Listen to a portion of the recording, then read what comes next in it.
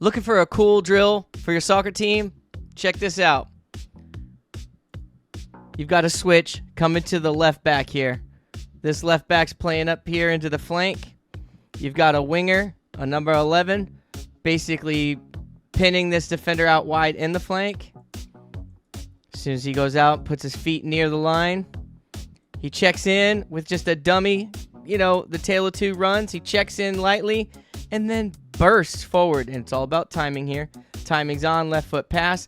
This is what we call a through ball, right? In futsal, we might call this a parallel pass. It's parallel to the touch line here. So we make this parallel to the touch line pass, and it's a through ball. How could we set this up for a cool drill? One, we could put a pole here and a pole here, and we can have somebody check out into this flank and just do a parallel pass down into the flank, have a winger run onto it, and the last piece here, this dude ends up in zone B. This is what we call zone B. So he's right away looking to send a cross in. Usually if you're higher up in zone B right here, you're sending a cross to the near post or the far post. But you can see this dude doesn't have anybody hitting these posts. So he knows he's going to have to send it back up to the penalty spot or even back up to the top of the penalty box. And that's what he does. He sends it back up to this area with teammates coming in right there at the penalty spot. There's the penalty spot right there. He's in zone B, usually to the near post, far post, but he doesn't see anyone there, so he sends it here. That's a great drill, right? So it's a parallel pass between two poles. It's a parallel through ball is really what it is. We work on parallel through balls.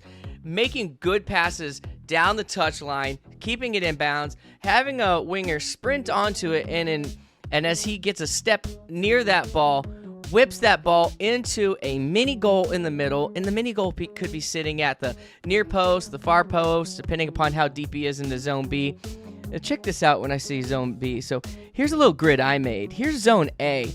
In zone A, we want to cross the ball behind the back line. Here's my fake back line, and in front of the goalie. But this guy gets down into zone B, and at the top of zone B, we're going near post and far post.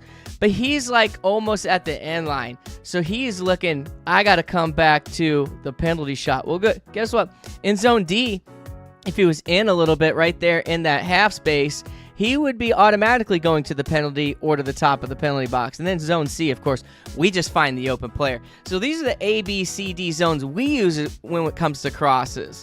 Take a look one more time. How easy is it to turn that into a drill for kids to just rep and rep and rep?